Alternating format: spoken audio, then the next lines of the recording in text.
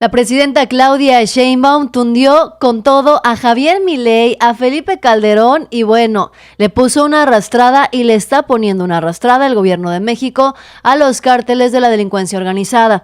Harfuch y Ebrard, los representantes de México en las primeras reuniones con la administración de Trump. Y es que Claudia Sheinbaum espera que ya se celebren 2 encuentros esta semana sobre comercio y seguridad ante la amenaza de los aranceles como telón de fondo por parte de Donald Trump. Además, en otras instancias también continúa el pleito de jueces contra jueces. La reforma judicial confronta a la Suprema Corte y al Tribunal Electoral. Mientras tanto, Claudia Sheinbaum busca consolidar los superpoderes de Omar García Harfuch en seguridad e inteligencia. La presidenta enviará 2 nuevas iniciativas al Congreso para fortalecer su apuesta por el secretario de Seguridad. Hablaremos de los vuelos espía en la frontera con México, el regreso de Felipe Calderón en México y los piratas que están arribando a las plataformas de Pemex. Vamos a hablar de todo esto en el contexto nacional e internacional. La tunda a Javier Milei es inevitable y es que se descubre una vez más quiénes están detrás de la ultraderecha mexicana que pretendía consolidarse en México como lo hizo la ultraderecha en Argentina con Milei. Ricardo Salinas Pliego y Lili Téllez estarían de fondo y habrían quedado ridiculizados ambos al tratar de defender a Javier Milei. Yo soy Yasira Handal, quédate conmigo, comenzamos.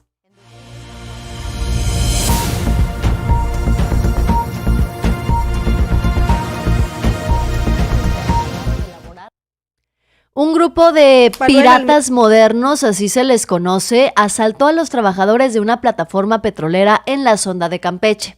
La central obrera estalló, lesionando a varios elementos, de acuerdo a los informes recientes. Sí, piratas en las plataformas de Pemex. La presidenta Claudia Sheinbaum ya dio la orden de reforzar la seguridad en las plataformas petroleras en la sonda de Campeche, luego de los recientes ataques por parte de piratas en varias de sus instalaciones. El incidente más reciente habría ocurrido la noche del 14 de febrero en la plataforma SAP Delta, parte del complejo Kumalov-SAP, uno de los principales yacimientos petroleros del país. Según denuncias de la sección 47 del Sindicato de Trabajadores Petroleros a través de sus redes sociales, los piratas habrían sometido a los trabajadores despojándolos de sus pertenencias y además sustrajeron equipos cítricos para las operaciones, como bombas y sistemas de respiración.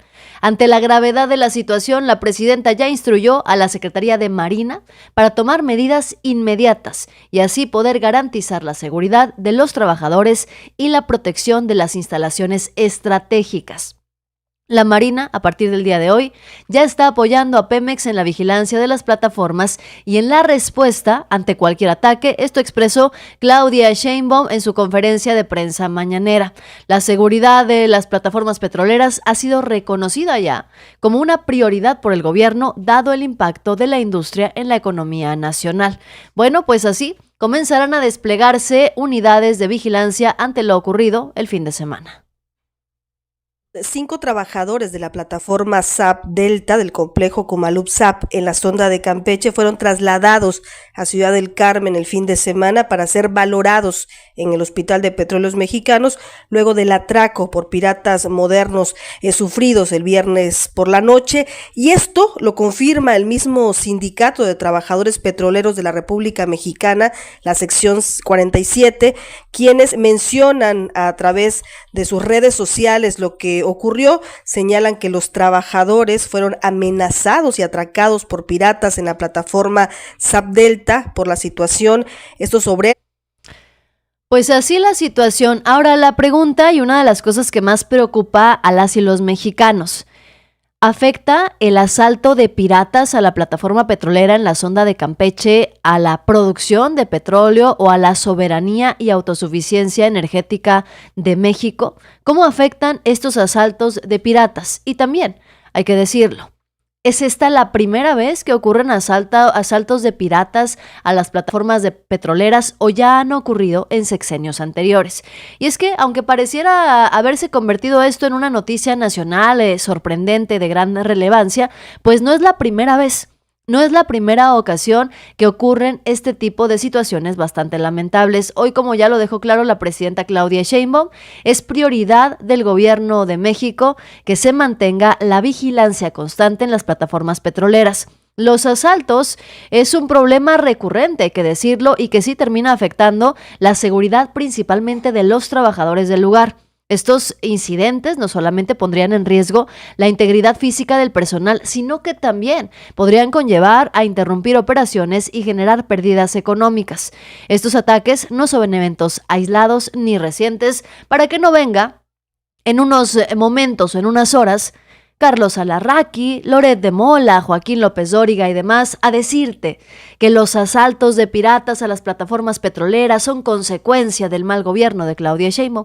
Déjame, te voy platicando que desde el 2016 hasta 2022 se registraron al menos 685 ataques a buques, plataformas petroleras y embarcaciones pesqueras de la región. Incluso en 2017, en el gobierno de Enrique Peña Nieto, se habrían reportado 89 asaltos en la zona de Cantarell KMZ y 103 robos en Tabasco y APC. Además, ya en 2019 también se habrían registrado robos con pérdidas estimadas en 178 millones de pesos. Por lo pronto, pues lo que sí sabemos es que el gobierno de Claudia Sheinbaum está listo para mitigar estos riesgos, para aclarar la situación y resolverlo lo antes posible. Ante el asalto y la llegada de piratas a la plataforma petrolera, la Secretaría de Marina está lista para combatir este tipo de situaciones. Bienvenidos noticiosos, gracias por acompañarme en esta emisión. Rubén Pérez Melgarejo, Ángel Ortega, Víctor Martínez Cruz, muchísimas gracias a quienes están ya pendientes. Saludos hasta Nochistlán, Zacatecas, también muchísimas gracias a quienes llegan por primera vez a una transmisión en vivo. Bienvenidos, vayan dejando su like, repórtense con los comentarios también y activen la campanita de las notificaciones porque apenas estamos arrancando con la información del día de hoy. Hay mucho que decir de lo que ha ocurrido en materia de seguridad en los últimos días. Y justamente porque hay mucho que decir, pues vamos con estas imágenes a platicarles de lo que está planeando la presidenta Claudia Sheinbaum. Estaría buscando la presidenta de México consolidar y centralizar los superpoderes de Harfush en seguridad e inteligencia. ¿Qué hizo Claudia Sheinbaum? Ha enviado 2 iniciativas al Congreso para fortalecer su apuesta al secretario de Seguridad. Sí, ¿qué es lo que busca hacer Claudia Sheinbaum? Pues dice que en estas reformas se deriva el hecho de la enmienda al artículo 21 de la Constitución para ampliar y reforzar el papel de la Secretaría de Seguridad.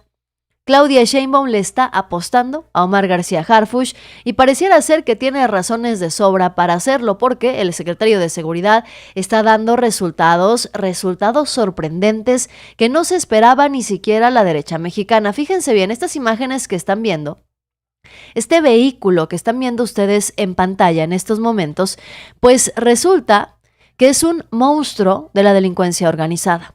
La Fuerza Aérea, junto con la Guardia Nacional, detuvieron y confiscaron a este vehículo blindado de la delincuencia organizada. Las imágenes se dieron a conocer hace unos momentos, en donde este vehículo le habría sido confiscado a la delincuencia organizada. Mientras tanto, pues continúan las alertas por los vuelos espías en la frontera. México está guardando la andanada de Estados Unidos contra los cárteles aparentemente sin margen de maniobra. Esto es lo que quieren hacer creer los de la derecha mexicana, mientras que Claudia Sheinbaum sigue dando resultados en materia de seguridad. Y no solamente eso, sino que también Omar García Harfuch y Marcelo Ebrard se han convertido en los representantes de México en las primeras reuniones en la administración de Trump. Claudia Sheinbaum espera que se celebren 2 encuentros esta semana sobre comercio y seguridad, con la amenaza de los aranceles como telón de fondo. La presidenta de México anunció que esta semana podrían llevarse a cabo estas reuniones. Este lunes, el secretario de Economía, Marcelo Ebrard, tiene una agenda con un viaje a Washington para encontrarse con el titular estadounidense de Comercio y a su vez, Omar García Harfuch, quien es el zar de la seguridad, será elegido para encabezar la delegación mexicana para tratar el frente del narcotráfico y el combate al crimen organizado. Así las cosas, con la presidenta de México. Yo te pregunto de manera precisa, ¿te parece adecuada la estrategia de Claudia Sheinbaum en materia de seguridad y estás convencido de que además los resultados de Omar García Harfuch en materia de seguridad son adecuados o deberían quitarlo y poner a alguien más? Escríbemelo aquí en los comentarios. Saludos a Abelardo Jiménez, que ya nos envía aquí un superchat. Saludos desde Chicago, los migrantes, como siempre, en pie de lucha. Muchísimas gracias por tu aportación y gracias a los hermanos migrantes que continúan, como siempre, al pie del cañón trabajando. La presidenta Claudia Sheinbaum dio a conocer que la Sedena se mantiene en constante comunicación con la Secretaría de Marina y el Comando Norte. Esto después de que se anunciaran estos vuelos espía del gobierno de Estados Unidos. También dijo que los comandantes de la Operación Frontera de ambos países Secretaría de la Marina en constante comunicación. Han tenido comunicación, normalmente tiene comunicación la Secretaría de la Defensa y los marinos con la Secretaría de la Marina y la Secretaría de la Defensa Nacional. También hubo comunicación incluso con el Comando Norte, ha habido comunicación con los comandantes que están en la Operación Frontera de nuestro lado, con la Operación Frontera de los Estados Unidos. Allí ha habido ya mucha comunicación, muy respetuosa, por cierto, hay que decirlo. Ahora ya estamos esperando quiénes van a nombrar por parte de los Estados Unidos y sí estaría encabezando el secretario Omar García Harfuch de nuestro lado. Pues ahí está, es que la presidenta Claudia Sheinbaum ha insistido constantemente en que debe haber cooperación entre el gobierno de Estados Unidos y el gobierno mexicano. Cooperación sí, subordinación no. Y ahora, finalmente, Claudia Sheinbaum reconoce que se están llevando a cabo estas reuniones y estos acuerdos con total y absoluto respeto hacia el gobierno de México. La presidenta Claudia Sheinbaum deja claro que se está preparando para lo que viene. Pero detrás de todo esto, que parecieran ser buenas noticias, aparece siempre Claudio X González, el Junior tóxico. Claudio X González, la derecha mexicana, han utilizado los recientes estudios que hablan sobre la calificación de corrupción en México, que alcanzó 26 puntos sobre 100, para atacar particularmente a Claudia Sheinbaum, a su gobierno y evidentemente también al gobierno de Andrés Manuel López Obrador. Publica este tuit Claudio X González. Dice, como lo demuestra la calificación 26 sobre 100 que México obtuvo en el índice de percepción de la corrupción de Transparencia Internacional, nunca habíamos estado peor en corrupción que durante la égida morenista. Nunca, dice Claudio X González. Pero lo que no menciona Claudio X González es que quienes nunca habían estado peor son ellos. Porque los corruptos prianistas lo dejaban hacer lo que le daba su gana. No pagaba impuestos y elegía a los gobernantes a su conveniencia para continuar con eso. Y ahora que le pusieron un alto, Claudio X González está muy dolido y el pueblo de México lo sigue celebrando. Transparencia Internacional, presume Claudio X González, en donde México alcanzó una muy mala calificación. Bueno, si de percepciones se trata, muchos perciben al Junior como un tóxico. Y si de percepciones se trata, también habría que decirlo, no es la corrupción en el gobierno de Claudia Sheinbaum o de López Obrador lo que ha desatado estas pésimas calificaciones. Ha sido gran ayuda el Poder Judicial para esto. Y es que miren, por ejemplo, lo que se acaba de dar a conocer también hace unas horas. Se ordenó la liberación de Leonel N., alias El Gordo de Zempoala, quien es señalado como líder del cártel Santa Rosa de Lima. El argumento fue que no había elementos suficientes para llevarlo a juicio, y pues así. El Poder Judicial libera a los delincuentes. La Fiscalía hace lo propio, la Secretaría de Seguridad hace lo propio, el Gobierno de México hace lo propio para detener a los delincuentes, aquí está. Pero luego llega la corrupción del Poder Judicial, que deja en libertad a delincuentes como Leonel N., que deja en libertad a presuntos delincuentes como Rosario Robles, Juan Collado, Emilio Lozoya, Jorge Luis Lavalle. Llega el Poder Judicial para abonar a la corrupción y a la impunidad en este país. Así que sí, si hoy estamos ocupando uno de los peores puestos en materia de corrupción a nivel internacional se lo debemos en gran medida a ese poder judicial que Claudio X González ha defendido a capa y espada. Se lo debemos también en gran medida a el INE, por ejemplo, de Lorenzo Córdoba. Ese INE que tanto defendió Claudio X González y sus aliados y bueno, terminó evidenciándose como ese INE tenía favoritismos, el árbitro estaba vendido y estaba del lado de la derecha mexicana. Lo sigo leyendo, noticiosos, muchísimas gracias por su apoyo. Y bueno, referente a los aranceles que estarían por llegar de parte del gobierno estadounidense de Donald Trump, bueno, pues resulta que los mexicanos están empezando a hacer de las suyas. ¿Cómo es que los mexicanos han decidido empezar a contraatacar? En primer lugar, hay que decirlo, Donald Trump pues quiso cambiarle el nombre al Golfo de México para ponerle el Golfo de América. Bueno, pues ante esto llegaron los paisanos allá en Estados Unidos y tomaron la decisión de contraatacar y le cambiaron el nombre, fíjense bien, nada más y nada menos que de Mall of America, que es el centro comercial más grande de Estados Unidos, a Mall of México. Paisanos contraatacan. Cambian nombre de Mall of America a Mall of México en Google Maps. Cambiaron el nombre del centro comercial más grande de Estados Unidos, América, y fue renombrado como Mall of México. Esto ocurrió después de que Google cambiara el nombre de Golfo de México por el Golfo de América a petición del presidente Donald Trump. Tras los cambios realizados por Google a solicitud del mandatario estadounidense, se ha iniciado una serie de protestas digitales y físicas. La más reciente es el caso de Mall of America, que fue renombrado como Mall of México. Este cambio fue realizado por usuarios de internet quienes quisieron dar un golpe virtual a Estados Unidos, renombrando el centro comercial más grande del país. La modificación Pues así, los paisanos contraatacan y cambian el nombre de Mall of America a Mall of México en Google Maps. Los mexicanos se saben defender y si Donald Trump quiere entrar al juego, bueno, pues tendrá que toparse con la creatividad del pueblo mexicano y de los paisanos también, hay que decirlo. No es lo único que tiene asustado a Donald Trump. También el ascenso de China en el mapa comercial de América Latina y el Caribe tienen preocupado a Donald Trump y por eso sus intentos constantes para querer poner los aranceles en México. ¿Qué está ocurriendo? Pues resulta que en el año 2000, Estados Unidos dominaba como el principal socio comercial con la mayoría de los países de América Latina, como se puede ver en estas imágenes. En el año 2000 está todo pintado de azul porque Estados Unidos dominaba el mercado en América Latina. Pero resulta que la situación se empezó a complicar. ¿Por qué?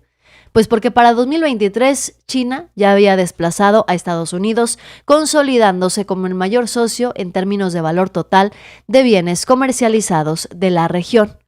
Este cambio refleja el crecimiento económico de China y su expansión comercial en la región, además de un realineamiento de las relaciones económicas globales. ¿Podría tener implicaciones esto en el futuro de la región? Bueno, por lo pronto están las amenazas de Estados Unidos para poner aranceles si estos países de América Latina no cortan relaciones con China. De ahí viene la estrategia de Donald Trump y esto también explicaría la desesperación del presidente de Estados Unidos por imponer aranceles. China lo ha logrado sin una guerra a cuestas ni desestabilizar países o intervenir en ellos como sí lo ha hecho Estados Unidos. Y con esta política de aranceles aún es todavía más probable que crezca la influencia china en América Latina, lo que sería contraproducente para el gobierno de Estados Unidos. Hoy sabemos además que México es el principal socio comercial de Estados Unidos y una política basada en amenazas sobre aranceles y que ponga en riesgo además el Tratado de Libre Comercio, pues queda claro que pondría en riesgo muchas cosas y no solamente la economía mexicana, sino también la economía del gobierno de Estados Unidos. En los próximos días se está agotando ya el tiempo que pidió la presidenta Claudia Sheinbaum para negociar y revisar el tema de los aranceles a México. Está todavía sobre la mesa esta situación y veremos en próximos días si se consigue solucionar. Noticiosos, gracias por su apoyo, dice Ángel Ortega, cínico, el Claudio X González, también por acá, Wyatt Matthew, es el like número 327. Yo te pregunto, ¿a ti qué número de Yassi Like te está tocando el día de hoy? Escríbemelo aquí en los comentarios para poder estar en constante comunicación. También escríbeme tu nombre y de qué parte de la República Mexicana me estás viendo. Si te gusta el contenido que estamos transmitiendo el día de hoy, las noticias de las que estamos hablando el día de hoy, te invito también a que dejes tu like y te suscribas para que podamos seguir informando y podamos seguir principalmente en constante comunicación. Déjame aquí todos los comentarios que mira, te estoy dando las noticias, pero al mismo tiempo te estoy leyendo en los comentarios. En todo estamos al mismo tiempo y hay que aprovechar la oportunidad de tener este diálogo circular que tanto se aprecia en los últimos tiempos, principalmente porque, como siempre se los digo, la derecha mexicana piensa que el pueblo es tonto, que el pueblo es agachón, que el pueblo se queda callado y bueno, aquí siempre demostramos que las y los mexicanos están bien informados y que no se saben quedar callados. Mientras tanto, noticiosos, continuamos con la información. Hablemos de Javier Milei y la tremenda tunda que le arrimó a personajes como Javier Milei. Fíjense bien. Todos sabemos ya lo que está ocurriendo en Argentina. Javier Milei habría estafado a los propios ciudadanos argentinos que confiaron ciegamente en él, que habrían votado por él. Bueno, pues ahora se presentaron ya denuncias a Javier Milei ante el Departamento de Justicia de Estados Unidos y ante la SEC por el caso de la criptomoneda Libra. La denuncia es por fraude y hace foco en Hayden Mark Davis y Julian P., cuya empresa Keep Protocol tiene domicilio legal en Missouri. Hoy es día feriado en Estados Unidos, pero las demandas contra Milei ya están planteadas. ¿Quiénes están defendiendo o defendieron en su momento a capa y espada al presidente argentino? Personajes como Ricardo Salinas Pliego que quisieron salir a lavarle la cara al presidente argentino, y yo de verdad quiero que vean el problemón en el que se metió Ricardo Salinas Pliego, convirtiéndose además en la burla nacional. Salinas Pliego publicó este tuit en sus redes sociales, expresando todo su apoyo ante el ataque de los zurdos mexicanos y argentinos, quienes critican al presidente, ojo, porque dice Salinas Pliego, su community manager cometió un error de buena fe. Ahora se soban las manos, convencidos de que ha llegado su esperado momento para señalar la administración libertaria e intentar juzgar y crucificar a Javier en los medios de comunicación. Entre otras cosas, además de hablar de los zurdos, los comunistas y los derechos humanos y que el rojillo está resentido, la tolerancia, bueno, se aventó todo un speech que cierra con "Viva la libertad, carajo". Y Salinas Pliego publica su foto con Milei. Pues Twitter ahora tiene una función en donde se desmienten los tweets falsos. Pues resulta que aquí mismo en su propio tweet, Twitter, o X, como ahora se llama, desmintió a Ricardo Salinas Pliego. Ahí mismo, abajo de su foto, y sin posibilidad de eliminarlo, se aclara la falsedad. ¿Por qué? Dice: Javier Milei ha aseverado varias veces que él mismo maneja su cuenta de X. Desmienten a Ricardo Salinas Pliego, que desesperadamente quería ayudar a Javier Milei y terminó poniéndose la soga en el cuello y dejando en claro que sus aspiraciones políticas, las de Salinas Pliego, se parecen mucho al proyecto político de Javier Milei. Hoy queda claro que Salinas Pliego y Lili Téllez pues formarían parte de la ultraderecha mexicana que quería defender a capa y espada al presidente de Argentina. ¿Por qué? Porque veían en el modelo de Milei un tema que podían ellos replicar en México para poder ganar popularidad y ganar elecciones en 2030. Ya López Obrador había puesto en su lugar a Milei tras haberlo llamado a él ignorante. Vamos a recordar este épico momento. El presidente argentino me llamó ignorante y entonces le escribí una carta. No le escribí a él, puse en mi tweet una carta. ¿Continúan las relaciones con Argentina entonces, presidente? Sí, pero era esto: Milei afirmó que soy ignorante porque le llamé facho conservador. Está en lo cierto. Todavía no comprendo cómo los argentinos, siendo tan inteligentes, votaron por alguien que no está exacto, que desprecia al pueblo y que se atrevió a acusar a su paisano Francisco de ser comunista y representante del maligno en la tierra. Así lo dijo, por eso lo pongo entre comillas. Representante del maligno en la tierra. Cuando se trata del Papa más cristiano y defensor de los pobres que yo haya conocido o tenido noticia. Así tundía en su momento López Obrador a Javier Milei, lo que ocasionó la furia de personajes como Lili Téllez, que querían invitarlo a venir a darle clases de economía a Andrés Manuel López Obrador en su momento. El 26 de febrero pasado fui a la Embajada de Argentina en México y entregué la carta, hablé como argentina, entregué la carta y pues lo invito a que venga al Senado a reunirse con un grupo de senadores para platicar, porque tenemos mucho que aprender de Milei, porque pues, el éxito que tuvo sobre aquella izquierda rabiosa que hundió a Argentina en la pobreza extrema, pues creo que sería maravilloso escucharlo.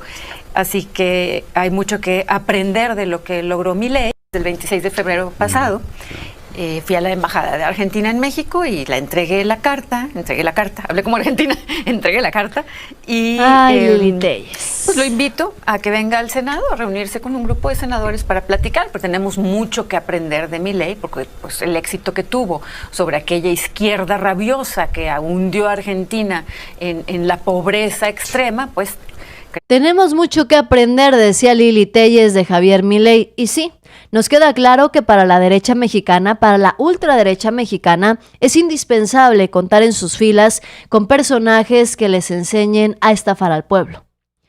La derecha mexicana, por ejemplo, en las filas de Acción Nacional, es indispensable que quienes forman parte de ese partido y ocupan cargos públicos tengan amplia experiencia en mentir, en robar, en traicionar, en corrupción, en desvío de recursos, en negociar con la delincuencia organizada. Lili Téllez quería invitar a Javier Milei a México para darle lecciones de economía a López Obrador. Lo que quería hacer Lili Téllez en realidad era invitar a Javier Milei a México para que les explicara a ellos que pretenden recuperar el poder en un futuro, cómo estafar al pueblo, cómo llegar al poder engañando a los ciudadanos. Querían que Javier Milei les explicara a ellos, los de la derecha mexicana, cómo le había hecho para quitarle el poder a la izquierda en Argentina, la izquierda que tanto odian y desprecian personajes como Lili Téllez y Ricardo Salinas Pliego, que terminaron ridiculizados por completo por quienes ellos consideraban su amigo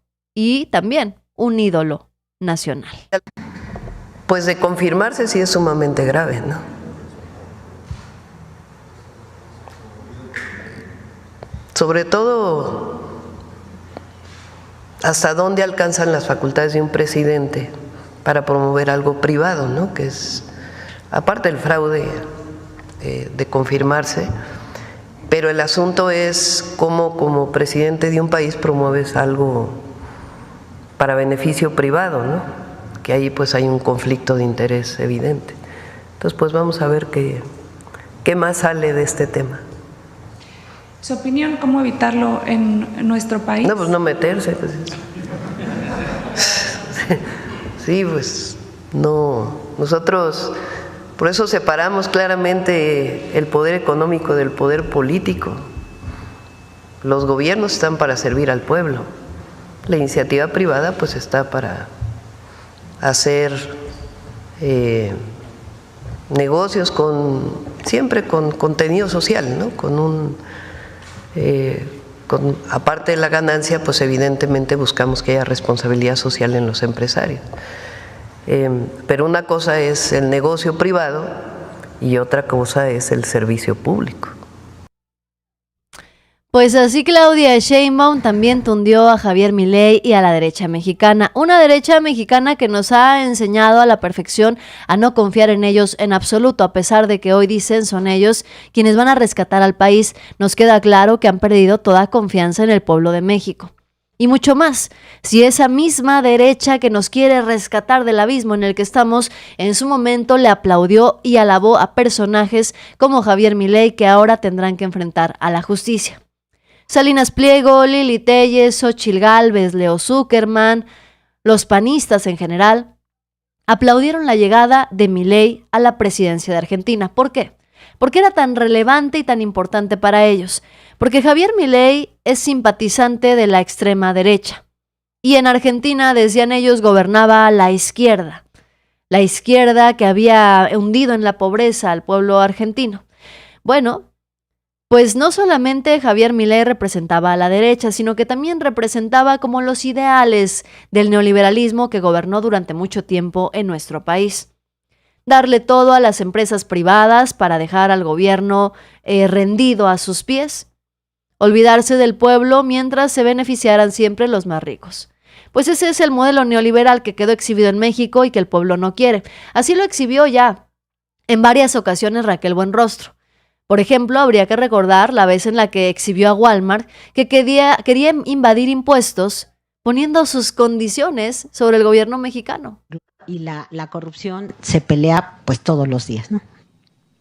Walmart fue el primero que pagó y Walmart se resistía a pagar. Walmart nos pagó 11,000 millones de pesos. Cuando hablamos con ellos la primera vez nos dijeron, no, como somos buena onda, les vamos a dar 30 millones de pesos. Yo estoy en la UNAM, pero no estoy boteando. No es lo que tú me quieras dar, es lo que tú debes de impuestos. Le digo, hay algo que no se está entendiendo sobre la mesa. Y vino una lucha muy fuerte con Walmart, dijo, prefiero litigar 30 años que pagar impuestos. Pero aquí hay un tema de defraudación fiscal y eso se tipifica penalmente. Entonces nosotros vamos a correr los dos procedimientos, el administrativo y el penal.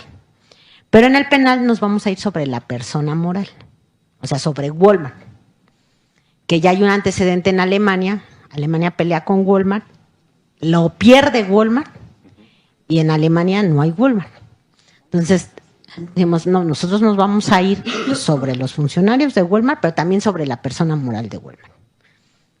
Es cuando ya todavía estuvimos hablando hasta con el CEO global, no se dieron, y ya íbamos a iniciar el procedimiento penal, y cuando ya vieron que era en serio, fue cuando decidieron firmar. Y esto es lo que añoran que vuelva los opositores. La corrupción de las oligarquías que además son protegidas por el Poder Judicial, entre ellas la empresa Ricardo Salinas Pliego. El Poder Judicial ha protegido no nada más a Electra, ha protegido a Kimberly Clark, a Walmart, Laboratorios PISA, Banamex, Santander y otros bancos que han saqueado al pueblo mexicano. ¿Pero quién los defiende? Los defiende el Poder Judicial. Y todavía viene Claudio X González, y todavía viene Salinas Pliego, Lili Téllez, los prianistas en general, a quejarse de las malas calificaciones que tiene México en materia de corrupción, como si eso fuera resultado del mal gobierno de López Obrador o de Claudia Sheinbaum, y no resultado de la tremenda corrupción y abuso de poder que se ha ventilado los últimos días por parte del Poder Judicial. Y todavía se quieren lavar las manos y quieren que dejemos el país en sus manos, en manos de los panistas, que traicionaron, robaron, defraudaron al pueblo de México y desfalcaron las finanzas públicas. Y todavía regresa Felipe Calderón. Ya está en México. El expresidente panista resulta que ya está en México, en la comodidad de su casa, ya no aguantó, no resistió más estar en su departamentito pobrecito de allá de España, que decía Carlos Alarraqui que pobre Calderón no tenía ni un peso, que vivía en un departamentito y andaba en su bicicleta. Bueno, pues resulta que Felipe Calderón no solamente ya regresó a México, sino que ya anda dando entrevistas en varios podcasts. Y dice Felipe Calderón que no se robó ni un solo peso mientras fue gobernante de este país. ¿Fue en tu caso? Yo en mi caso no robé absolutamente un centavo. Y no me arrepiento de eso. Hay incluso gente que me lo reprocha, que se ríen de mí. De eso estoy muy contento. Por supuesto que también procuré que en la administración la gente fuera honesta, trabajadora, y no faltó quien me hubiera engañado o traicionado esa confianza, ¿no? Pero en mi caso no, me siento muy orgulloso de eso, de no haber robado nunca. Me han acusado de lo que quieras, pero si de algo me siento muy, muy orgulloso es que a mí no me han acusado de ladrón, ni podrán acusarme nunca. No me han acusado de ladrón ni podrán acusarme, dice Felipe Calderón en esta entrevista. Se le olvida a Felipe Calderón que todos los mexicanos tenemos conocimiento de los excedentes petroleros que desaparecieron los gobiernos panistas. Pemex dio 420,000 millones de dólares a Fox y Felipe Calderón durante su administración, que nadie sabe dónde está. Los precios de barril del petróleo ubicados por arriba de los $100 por uno suenan lejanos ahora que oscila entre los 40 y 20 dólares. Pero resulta que Felipe Calderón y Vicente Fox desaparecieron los excedentes petroleros. Imagínense ustedes. Estamos hablando de 420,000 millones de dólares. Y ni hablar de la corrupción de la Estela de Luz, y ni hablar de los elefantes blancos en el gobierno también de Felipe Calderón. Prometió ser el presidente del empleo, y en su sexenio hubo las mayores cifras en desempleo en este país. Su legado está marcado no por ser el presidente del empleo. El legado de Felipe Calderón está marcado por su fallida estrategia de seguridad. Los escándalos de corrupción, que sí, hubo muchos, bastantes, y una serie de proyectos multimillonarios que quedaron en el olvido. Se llaman elefantes blancos y los elefantes blancos son el equivalente a la corrupción, Felipe Calderón, por si nadie te lo avisó. Él dice que está muy orgulloso de que nadie lo puede acusar de haber robado, de ser un ladrón, pero habría que decirle que un elefante blanco es una obra pública que costó una fortuna, pero que nunca se usó o quedó en el abandono. ¿Le suena? ¿Cuántos elefantes blancos recordamos del gobierno de Felipe Calderón? La Barda, que nunca llegó a ser refinería. Recordamos también la Estela de Luz o los 1,000 hospitales que dijo que construyó y nunca nadie encontró. El monumento de la Estela de Luz, el monumento a la corrupción, así se le conoce. Pero dice el señor que nadie lo ha acusado jamás de ser un ladrón. Su costo se triplicó, pasando de 200 millones a más de 1,200 millones, y se inauguró 2 años después de la fecha pactada. ¿A eso no se le llama corrupción, Felipe Calderón? ¿Eso no es ser un ladrón? ¿Por qué tanto dinero para algo que fue un monumento absurdo y ridículo? O, por ejemplo, la refinería de Tula Hidalgo. Se destinaron más de 600 millones de dólares nada más para comprar el terreno, hacer estudios y montar una barda. Pero la refinería nunca se construyó. ¿A eso no se le llama ser un ladrón, Felipe Calderón? Él dice que está orgulloso de su gobierno y de todo lo que hizo. Bueno, pues Felipe Calderón dice además que no puede dormir tranquilo, afortunadamente. Cuando menos, después de quererse lavar las manos, tenemos la certeza de que el expresidente panista tiene todos los días que lidiar con el remordimiento de conciencia del daño que le hizo a este país. Yo sé que hay quien sí duerme bien. Yo no dormía bien. Lujambio, en paz descanse, decía que hay 2 tipos de políticos: los que duermen bien y los que no duermen bien. Los que duermen bien son los que no tienen ningún principio, ningún escrúpulo, les vale madre todo, o sea, duermen a piedra suelta. Y los que, teniendo principios, se dedican a pontificar y a darle lecciones a los demás. Tiene que ser así, tiene que ser así. Los que no duermen bien es los que tienen principios, pero te toca aplicarlos a realidades de cabeza muy dura. Y como presidente, además, si tienes principios y eres responsable, te toca tomar las peores, las más difíciles, decisiones difíciles, digo, es mi libro, que son aquellas donde no hay beneficio real, sino a veces toca decidir entre 2 males. Claro. O dejas que venga una devaluación o subes impuestos. Yo sé que hay que... Dice Felipe Calderón que él es un presidente con principios y además responsable, que por eso no podía dormir a gusto, porque tuvo que tomar muchas decisiones. A ver, a Felipe Calderón se le puede acusar de todo, desde ser el presidente del outsourcing hasta ser confirmado como un narcopresidente, como dice Robin Atkin. Felipe Calderón sí está relacionado con la corrupción y la tiene grabada aquí en la frente simplemente por el hecho de haber dejado a Genaro García Luna al frente de su administración. Dice Felipe Calderón que tuvo que decidir entre de los males el mejor.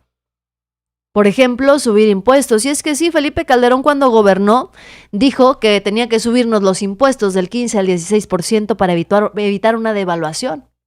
Bueno, entonces que nos explique cómo es que López Obrador en su sexenio se enfrentó a una pandemia, una crisis económica mundial, se enfrentó a la crisis del petróleo y los conflictos internacionales y no nos subió los impuestos como sí lo hicieron el PRI y el PAN. Y no hubo una crisis económica ni una devaluación, por el contrario, el peso mexicano se fortaleció más que nunca en la historia de este país. Pretextos hay muchos y los conoce bien Felipe Calderón, y si no puede dormir es justamente porque sabe que la justicia le respira en la nuca, porque le remuerde la conciencia haber hundido al país en violencia y en inseguridad, porque le remuerde la conciencia los montajes que orquestó para levantarse el cuello, le remuerde la conciencia el saber que el pueblo de México sabe lo que hizo, sabe quién es y sabe lo que representa. Felipe Calderón se escondió durante todo el gobierno de Andrés Manuel López Obrador. Ahora regresa a México y hasta da entrevistas. ¿Para qué? Para limpiar su imagen, para lavarse la cara. ¿Será que Felipe Calderón quiere regresar y ocupar algún puesto público en los próximos años? ¿Será que Felipe Calderón tenga ese cinismo para poder salir a las calles de México y hacer conferencias, dar pláticas, firmar libros o simplemente para postularse a un cargo de elección popular? ¿Será acaso que Felipe Calderón tendrá el descaro de atreverse a salir a las calles de este país y ver a la cara a los mexicanos que atemorizó con su fallida estrategia de seguridad? Si Felipe Calderón no duerme bien, es porque traicionó a los mexicanos, el PAN.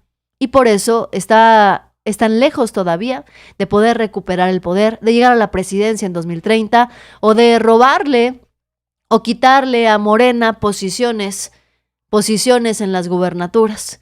Los gobiernos panistas hoy han quedado evidenciados como lo peor que le ha pasado a este país.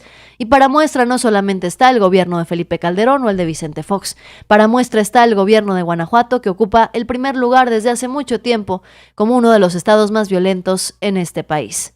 Flaquito, muchísimas gracias. Dice, por eso toma mucho el presidente, la conciencia no lo deja. Nos vemos al rato. Gracias, Ángel Ortega.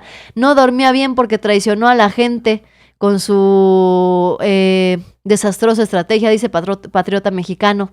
Dice también por acá, más allá de su gabinete, dentro del crimen organizado, y él mentiras diciendo que no sabía, pero bueno, siempre estuvo borracho, claro que sabía, dice Víctor Martínez. No tiene vergüenza, no supo gobernar. ¿Supo gobernar o no Felipe Calderón? Y otra pregunta, ¿ya dejaste tu Yassi Like? Suscríbete y comparte para que lleguemos a más personas. Yo soy Yasira Handal, gracias como siempre, noticiosos, por acompañarme en esta y cada una de las emisiones. Activa la campanita para que te avise YouTube cuando estemos transmitiendo en vivo y me puedas acompañar como lo hiciste el día de hoy. En un ratito más nos vemos todos.